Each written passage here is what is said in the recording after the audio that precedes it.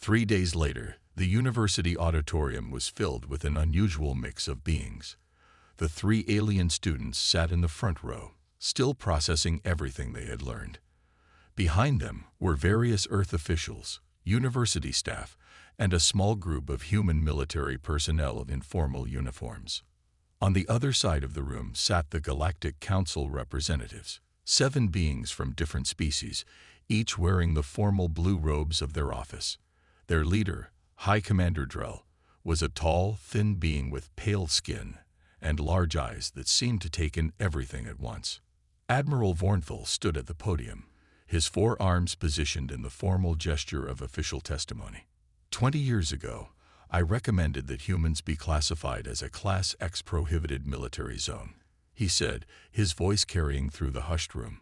Today, I stand by that recommendation, but perhaps not for the reasons the Council believes. High Commander Drell leaned forward. Explain, Admiral.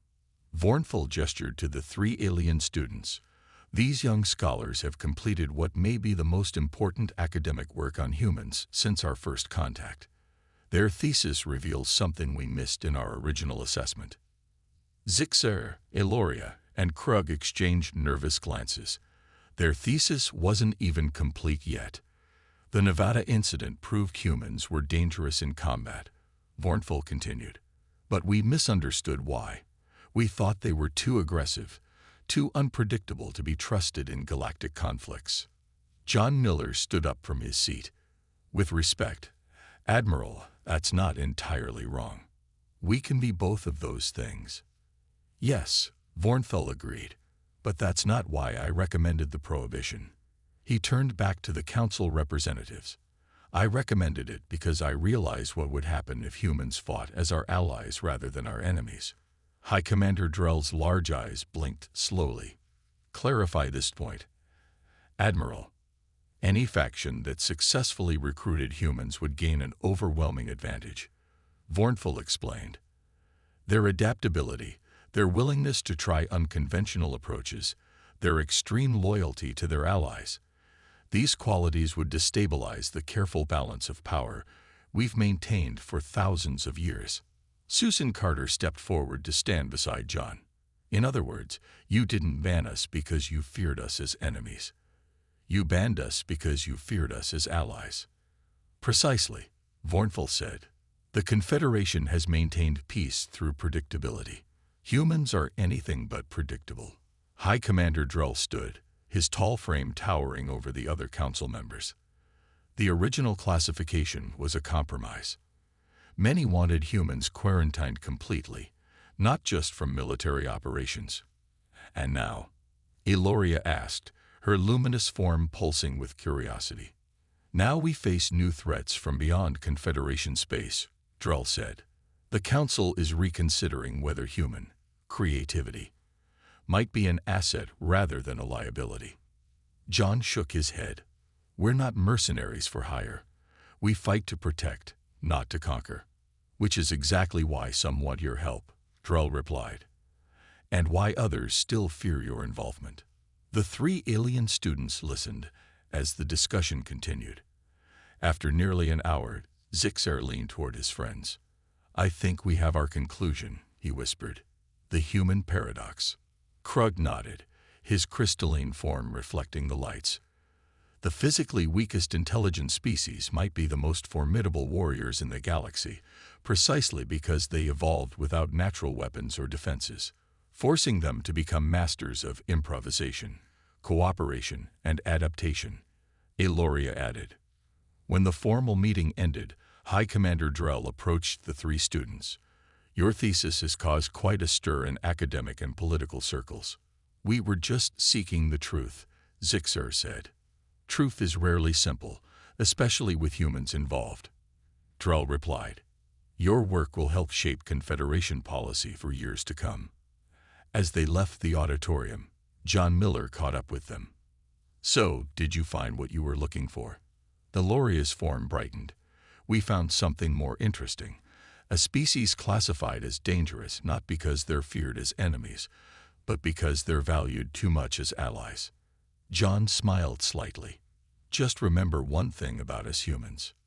"What's that?" Krug asked. "We're our most dangerous when we're fighting for something we love," John said quietly. "Let's hope the Confederation never gives us that reason." Admiral Vornthal moved to a shelf and picked up a small metal object. It appeared to be a simple pendant on a chain. "After the exercise, I asked to meet Captain Hayes privately," he said. "I needed to understand why he fought as he did." His answer changed everything I thought I knew about humans. The Admiral's facial tentacles moved gently as he recalled the memory. "I asked Hayes why humans fought with such desperation, such willingness to break rules of engagement. Do you know what he said?" Vornthal looked at each of the aliens in turn. He said, "I was responsible for 50 lives. I did what was necessary to bring them home." Vornthal placed the pendant on the table. During the exercise, one of Hayes' soldiers was badly injured. The rules stated that killed participants should remain in place until the exercise ended. But Hayes personally carried this soldier 2 kilometers to the medical station, exposing himself to enemy fire repeatedly. Eloria's luminous form pulsed with confusion. "He risked the mission objective for one soldier." "That's what I asked him," Vornthal said. His response was simple. "The mission is to protect my people. All of them." The Admiral activated the holographic display again, showing Captain Hayes carrying another human over rough terrain, even as simulated weapons fire hit around him. In Confederation military doctrine, calculated losses are expected. Acceptable. The mission supersedes individual survival, Vornthal explained. Humans reject this premise entirely. Krug's crystalline form shifted to a questioning blue. "But that seems inefficient, illogical." "Perhaps," Vornthal agreed. "Yet it creates soldiers who fight with extraordinary determination. They fight harder to protect others than to protect themselves." The Admiral walked slowly around the room. "After the Nevada incident, I requested permission to study humans more closely. I've lived among them for 15 years now. Do you know what I've learned?" The 3 students waited silently. Humans aren't dangerous because they're physically impressive or technologically advanced. They're dangerous because they care. Deeply, irrationally, beyond all logical measure. Vornthal's voice grew softer. Their empathy drives them to extremes that other species cannot comprehend. Zixer's antennae twitched thoughtfully. "This doesn't explain the Class X restriction. Many species have strong social bonds." "True," Vornthal acknowledged, "but combined with their adaptability, resourcefulness, and willingness to break conventions." He shook his head. "The High Council feared what would happen if humans fought in our interstellar conflicts." Suddenly, a soft alarm sounded. Vornthal checked a monitor on the wall, and his expression changed. "We have company." Unexpected. The entrance to the underground home slid open, and Susan Carter walked in. Behind her came John Miller. "Admiral," Susan said with a respectful nod, "I apologize for the intrusion." John looked at the 3 alien students with a mixture of surprise and concern. "You left campus without notice." "We were worried." Vornthal's facial tentacles relaxed when he saw who it was. "Dr. Carter, Professor Miller, your timing is interesting." John noticed the holographic display still showing scenes from the Nevada incident. His expression darkened. "So they know now." "Most of it," Vornthal confirmed. John turned to the alien students. "You could have just asked me. I was there too." Eloria's form brightened with surprise. "You were at the Nevada incident, but you never mentioned it." "You never asked directly," John said with a slight smile. "Besides, I prefer to be known as Professor Miller now, not Lieutenant Miller of Special Operations." Susan stepped forward. "We need to talk. All of us. The Council has learned of your research. They're sending representatives to Earth." Krug's crystalline body darkened with concern. "Are we in trouble?"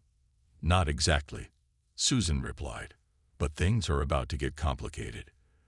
The prohibition on human military involvement is being reconsidered." John's expression was unreadable as he looked at the holographic image of Captain Hayes. "Alan wouldn't like that.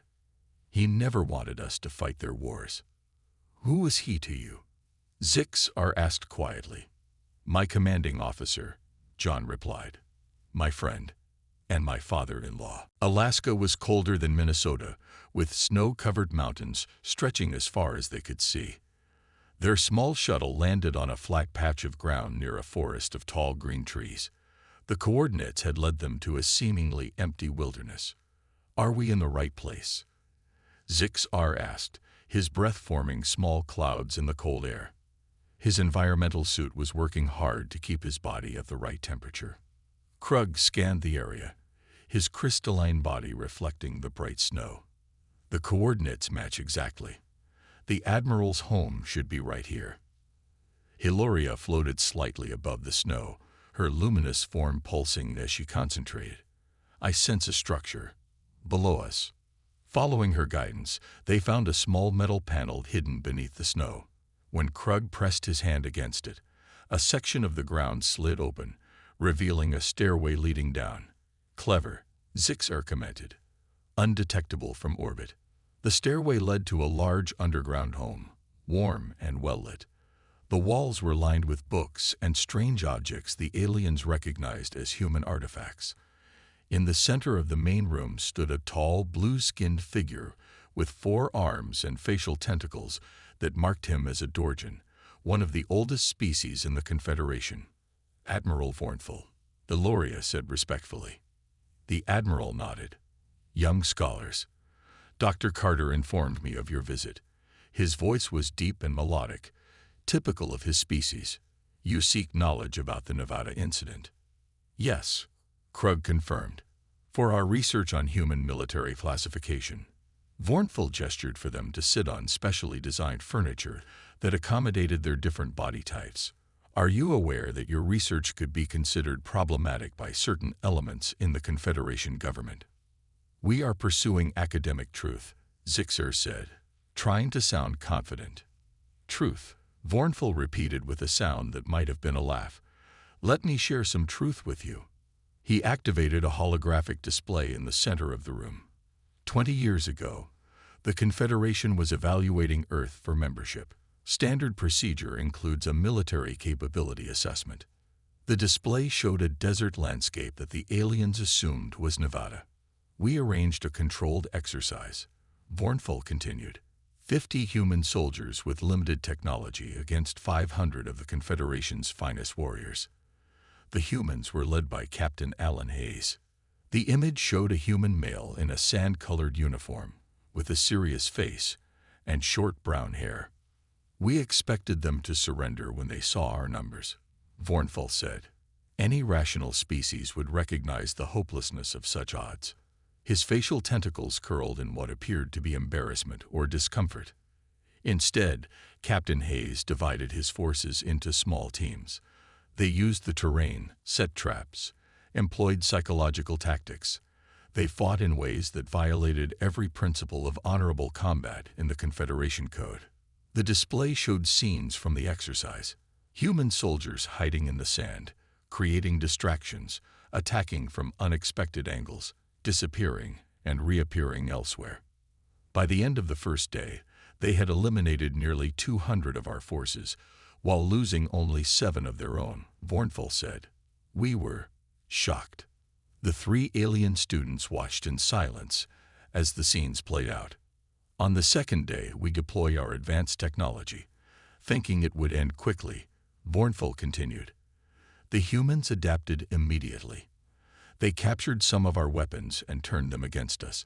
By evening, they had eliminated another 100 warriors. Vornful paused the display. I ordered the exercise terminated before more damage could be done to Confederation pride. My report recommended that humans be prohibited from all military operations. The High Council agreed unanimously. He looked at each of them in turn. Now you understand why humans are classified as they are. Not because they are powerful or advanced, but because they are unpredictable and adaptable in ways that terrify species who have followed the same combat doctrines for thousands of years. The aliens sat in stunned silence as they processed this information. But there's more to the story, Vornful added quietly. Something not in my official report. Something about Captain Hayes that changed my understanding of humans forever. That evening, the three alien students sat in Krug's quarters, speaking in hushed tones despite being alone. The rain pattered against the windows as they reviewed what they had learned so far. "We need to find more information about the Nevada incident," Zixer said, his 6 limbs moving restlessly. "It's clearly the key to understanding the human classification."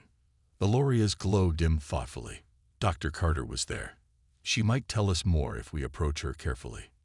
"Or we could search for other witnesses," Krug suggested, his crystalline form shifting to a deep blue. "The incident happened 20 Earth years ago. Other Confederation officers must have been present." Eloria suddenly straightened, her luminous form brightening. "Admiral Vornful. He was mentioned in that partial file we found in the archives. He led the Confederation forces during the incident." "Is he still alive?" Zix-R asked. "Yes," Krug confirmed. "I checked the military records. He retired 15 years ago, and lives on Outpost Station 7, near the Rigel system." They fell silent as they considered their options. Traveling to Outpost 7 would mean leaving Earth and possibly alerting others to their investigation. A soft knock on the door startled them. When Krug opened it, they were surprised to see Susan Carter standing there. "May I come in?" she asked quietly. Once inside, Susan looked at each of them in turn. "You watched John in the simulation today. Now you have questions." "Many," Eloria admitted. "His combat approach was disturbing." Susan nodded. "That's a common reaction. The Confederation values order, hierarchy, and structured combat. Humans evolved differently." "We need to understand the Nevada incident," Krug said directly. "Our research is incomplete without it." Susan's expression became guarded. "That information is classified. I could lose my position for discussing it." "Yet you came to our quarters tonight," Zixer pointed out. "Why?" Susan sighed and sat down on one of the specially designed chairs. "Because I believe the classification is excessive, and because your research might help change minds in the Confederation." She looked out the window at the rain for a long moment before continuing. "I can't tell you everything, but I can help you contact someone who can." "Admiral Vornful." The three aliens exchanged surprised glances. "We were just discussing him," Eloria said. "He's on Outpost 7. "No," Susan corrected. "That's what the official records say. In reality, he lives here on Earth, in a remote area called Alaska. After Nevada, he became fascinated with humans. He requested permission to study us more closely." She handed them a small data chip. "These are coordinates and access codes. His home is shielded from standard detection. Don't tell anyone where you're going, not even John." "Why are you helping us?" Krug asked, his crystalline body flickering with suspicion. "Because 20 years is long enough," Susan replied. "The Admiral has lived among us, studied us. He understands us better than any non-human in the Confederation, and he's been waiting for someone to ask the right questions." After Susan left, the three researchers debated briefly before deciding to act immediately. Using their academic credentials, they arranged transport to Alaska for the following day. "This feels dangerous," Zixer said as they prepared for the journey. "We're pursuing classified information." "We're pursuing the truth," Eloria countered. "Isn't that our duty as scholars?" Krug's crystalline form hardened with determination. Whatever happened in Nevada 20 years ago changed how the entire Confederation views humans. Don't you want to know why? As they packed their equipment, none of them noticed the small drone hovering outside their window, the same one that had been monitoring them since the archives. Its silent transmission reached a secure facility thousands of kilometers away, where another human was making plans of their own. The next day, a light rain fell as the three alien researchers followed John Miller to a large building at the edge of campus. A sign on the door read Combat Simulation Center. This facility was built with Confederation technology, John explained as he led them inside. "It's used to train our military officers and for research purposes. The central room contained a raised platform surrounded by complex machinery. Along the walls, several humans in uniform monitored control panels. "Are those real weapons?" Zixar asked, noticing the objects hanging on racks near the entrance. "Training versions," John replied. "They have the same weight and feel, but can only be used in the simulation." Krug approached one of the racks, his crystalline body reflecting the overhead lights. "These seem quite primitive compared to Confederation standard weapons." John smiled slightly. "We work with what we've got." A young human female approached them, wearing a gray uniform with several small badges. "Professor Miller, the simulation is ready." "Thank you, Lieutenant Kelly," John said. "May I introduce our exchange students from the Galactic Academy? They'll be observing today." The lieutenant nodded politely at the aliens before turning back to John. "We loaded the Rigel 7 scenario as requested. Standard Confederation training module." This caught the aliens' attention immediately. Rigel 7 was a well-known training simulation used throughout the Confederation military academies. A tactical challenge designed to teach proper combat doctrine. "Perfect," John said. "I'll be running it solo today." The Loria's luminous form brightened with surprise. "Alone?"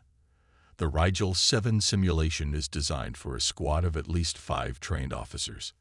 "I know," John said as he selected a weapon from the rack. "A simple projectile rifle and a sidearm." "That's what makes it interesting." The aliens watched as John stepped onto the platform. The air around him shimmered as the simulation activated. Through special viewing screens, they could see what John saw: a rocky landscape with multiple elevated positions, typical of the Rigel system's 7th planet. "Begin scenario," John called out. Within seconds, holographic enemies appeared, standard Confederation training constructs in the form of elite Ursan warriors, large bear-like creatures known for their strength and tactical prowess. There were 12 of them, moving in perfect formation to secure the high ground. "The correct approach is to retreat and call for reinforcements," Zixar commented quietly. "That's what's taught at the academy." But John didn't retreat.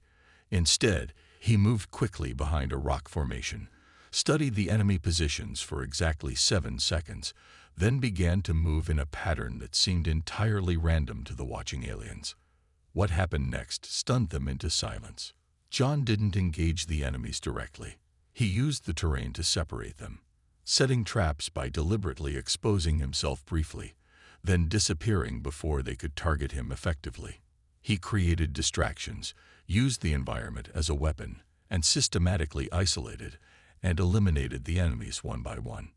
"He's breaking every rule of engagement in the Confederation manual," Krug whispered, his crystalline form shifting between colors of confusion and awe. In less than 15 minutes, John had eliminated all 12 enemies. The simulation ended, the holographic landscape fading away. The lieutenant checked her screen and looked up with an impressed expression. 92% efficiency rating, sir. That's 3 points higher than your last run." John stepped off the platform, breathing slightly harder, but otherwise showing no signs of exertion. "Room for improvement," he said casually. When he rejoined the aliens, Aloria couldn't contain her questions. "How did you do that?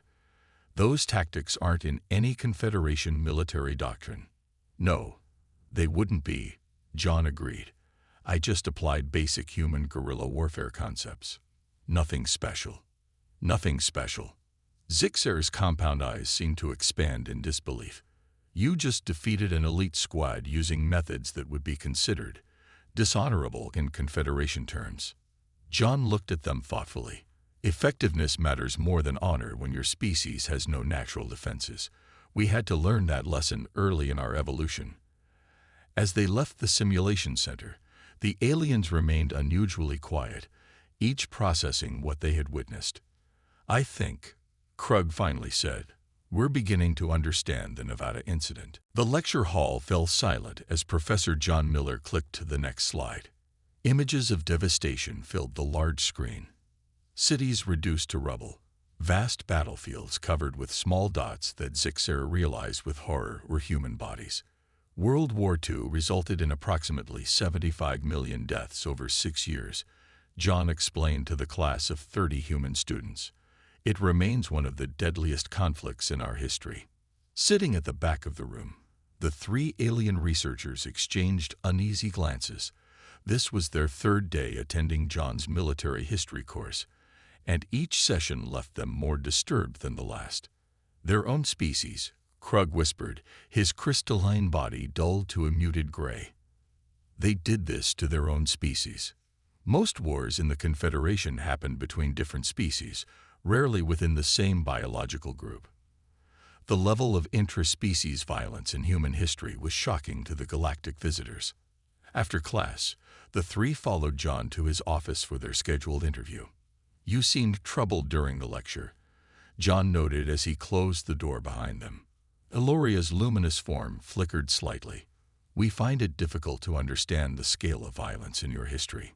John nodded, unsurprised. Most non-human species do. The Galactic Confederation sent observers to Earth during that period. Did you know that? This was new information. Zixer's antennae straightened with interest. "No, we did not. Are there records of their observations?" "I believe so, though I've never seen them," John replied, settling into his chair. "The observers arrived in 1943, during the height of the conflict.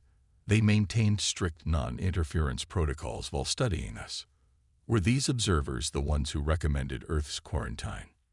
Krug asked bluntly. John's expression changed slightly, a subtle tightening around his eyes. "Quarantine? Is that what they call it in the Confederation?" An awkward silence followed. Eloria moved forward. "We found references to Earth being classified as a Class X prohibited military zone. We assumed you were aware." "Interesting terminology," John said carefully. "We were told that as newcomers to galactic society, we would be given time to integrate properly before joining joint military operations." He leaned forward. "What exactly does Class X mean in Confederation terms?" The aliens hesitated before Zixer answered. "The highest restriction level, applied to species or entities considered too dangerous to participate in organized military activities." Instead of being offended, John looked thoughtful. "I see. That explains a few things." Their conversation was interrupted by a knock on the door. Dr. Susan Carter entered without waiting for a response. "Professor Miller, I need to speak with our guests," she said, her tone pleasant but firm. Outside in the hallway, Susan led them to an empty classroom before turning to face them. "I understand you've been asking about Earth's military classification." "We are merely conducting academic research," Eloria explained. Susan's expression remained neutral. "Of course, but you should understand that some information is sensitive. The Nevada incident, for example." All three aliens stiffened. They had only seen that term once in the restricted archives. "You know about the incident?" Krug asked. "I was there," Susan replied simply. "As a scientific observer, I'm surprised you found references to it in your academic databases." "We only found the name, nothing more," Zixer admitted. Susan studied them for a long moment. "Professor Miller doesn't know about Nevada. Few humans do. I would appreciate if you kept it that way while you continue your research." After she left, the three researchers remained in the empty classroom. "She was warning us," Eloria said. "Yes," agreed Zixar, "but she didn't tell us to stop."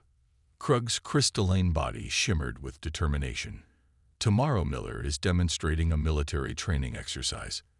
Perhaps we'll learn more then." Outside the window, they watched as human students crossed the campus grounds, looking so harmless in the afternoon sun. 3 months later, the air felt strange in Zixer's breathing tubes as he stepped off the shuttle onto Earth's soil. Minnesota, they called this region. The gravity was slightly stronger than he was used to, making his 6 limbs feel heavy and awkward. "It's colder than I expected," Eloria said, her luminous body dimming slightly to adjust to Earth's bright sunlight. She didn't need the breathing apparatus that Zixer and Krug required, but she wore a gravity stabilizer to keep from floating away in Earth's weaker magnetic field. Krug moved slowly down the ramp, his crystalline body making soft clinking sounds. The silicon content in the soil is disappointingly low, he noted after a brief analysis. A human male approached them, walking with confident strides across the landing pad. He was of average height for his species, with short brown hair and a friendly expression on his face. "Welcome to Earth," he said with a smile that showed his flat, herbivore-like teeth. "I'm John Miller, your faculty guide during your stay. I teach military history at the university." The three aliens exchanged quick glances. Their request to study human military culture had been approved with surprising ease. "We are grateful for this opportunity," Valoria responded, having been chosen as their spokesperson due to her more humanoid appearance. "I am Eloria, and these are my research partners, Zixar and Krug." John led them toward a ground transport vehicle. "Dr. Susan Carter is waiting for us at the university. She's your official liaison with the Galactic Academic Council and will help with anything you need." The ride to the university campus gave the aliens their first real look at human civilization. They passed structures made of primitive materials, concrete, glass, and steel, alongside patches of carefully maintained plant life. Humans moved about on foot, seemingly unbothered by their biological limitations. "They seem so fragile," Zixar whispered to his companions in their native communication frequency. "Yet they survived long enough to develop space travel without enhanced biology or telepathic abilities," Krug responded, curious. The university campus consisted of several large buildings surrounded by open green spaces where humans sat or walked. Their transport stopped in front of a gray stone building with many windows. Inside, they were led to a small meeting room where a human female waited. She had light skin, red hair pulled back neatly, and sharp eyes that seemed to evaluate them carefully. "Welcome to Earth," Dr. Susan Carter said, her voice pleasant but professional. "I understand you're researching comparative military capabilities for your thesis." "Yes," Eloria confirmed. "We found Earth's classification in galactic records." "Interesting." A brief flicker of something, caution, perhaps, crossed Dr. Carter's face. "Well, you'll find we're quite ordinary compared to most Confederation species. Professor Miller will be an excellent resource. He served in our Marines before becoming an educator." "Marines?" Krug asked, his crystal body shifting to a questioning blue hue. "One of our military branches," John explained. "I served for 12 years before I was injured and moved to teaching." The three aliens tried not to show their surprise. In Confederation culture, warriors and scholars were separate castes from birth. The idea of moving between these roles was unusual. After completing arrival procedures, the aliens were shown to their adapted living quarters. When they were finally alone, they gathered in Eloria's room. "Did you notice how quickly they approved our request to study their military history?" Zixar asked, "almost as if they wanted us here." Krug's crystalline form darkened with concern, and Dr. Carter seemed unsurprised by our interest in their military classification. "Perhaps they don't know about the Class X designation," Eloria suggested. "Or perhaps they do, and they want to show us why it's unnecessary." "Either way," Zixar said, his compound eyes gleaming with curiosity, "tomorrow we begin to find answers." Outside their window, the sun set over the campus, casting long shadows across the alien landscape of humanity's homeworld. The lights dimmed in the vast archive hall as closing time approached. Most students had already left the Galactic Academy of Interspecies Studies, but three figures remained hunched over a glowing table in the corner. "I found another reference," said Zixar, tapping one of his 6 limbs against the screen. The arthropodian's compound eyes reflected the blue light as he leaned forward. "Third mention of humans with a warning symbol attached." Eloria floated closer, her translucent body giving off a soft purple glow. As a luminary, she didn't need to touch the controls, instead using her mind to scroll through the text. Strange. The warning lacks details, just like the others. The third student, A bulky silicon-based Petrosian named Krug made a scraping sound that his friends recognized as frustration. His crystalline body shifted colors from calm blue to agitated orange. This makes no sense. Earth joined the Confederation only 50 years ago. They barely have interplanetary travel. Why would such a primitive species have the highest military restriction classification? The three graduate students have been working on their joint thesis about lesser species military capabilities for nearly a full cycle. They had analyzed hundreds of species, from the gas-breathing warriors of Neb 7 to the hive-minded soldiers of the Vesperi Collective. But humans remained a mystery. Class X prohibited military zone. Eloria read from the classification marker. That's the same restriction level as the void beasts of Sector 12, and those creatures destroyed entire star systems. Zixer's antennae twitched nervously. We shouldn't even be looking at this. Class X files require special clearance.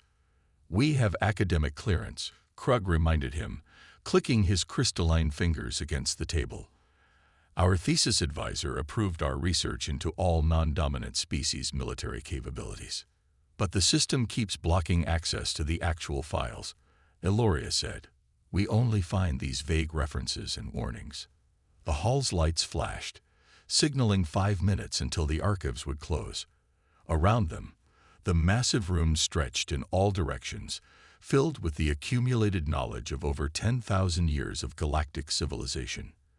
The archive hall was the pride of the Academy, containing more information than any single being could process in a lifetime.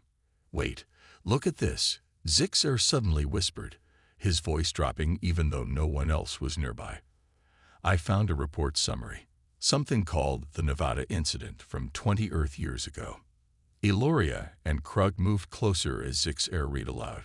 Following the Nevada training exercise, the High Council has classified all human military capabilities as restricted information. Earth is hereby designated a Class X prohibited military zone. No species shall recruit, train, or deploy humans in any military capacity. Violation will result in immediate expulsion from the Confederation. That's extreme, Krug said. What could they possibly have done? The lights flashed again, more urgently this time. We need to find out more, Eloria decided. I suggest we apply for the Earth Exchange Program. My uncle serves on the Academic Council. He could help us get approved. Zixer's limbs moved anxiously. Is that wise? If humans are truly dangerous. The prohibition is about military involvement, Krug interrupted. We're just students doing research. Besides, how dangerous can they be? They don't even have natural weapons. No claws, no venom, not even basic telepathy. Then why are they classified the same as planet killers? Eloria asked quietly. The question hung in the air as the archive's central system announced closure. The three students gathered their materials, but their minds were already planning their next steps. The mystery of humanity had captured their academic curiosity. Let's meet tomorrow to prepare our exchange application, Eloria said as they exited into the cool night air of Galactus Prime. Above them, the ring system of their planet glowed softly in the light of 3 moons. What none of them noticed was the small security drone that had been monitoring their research, quietly recording their conversation and transmitting it to a secure facility many light years away.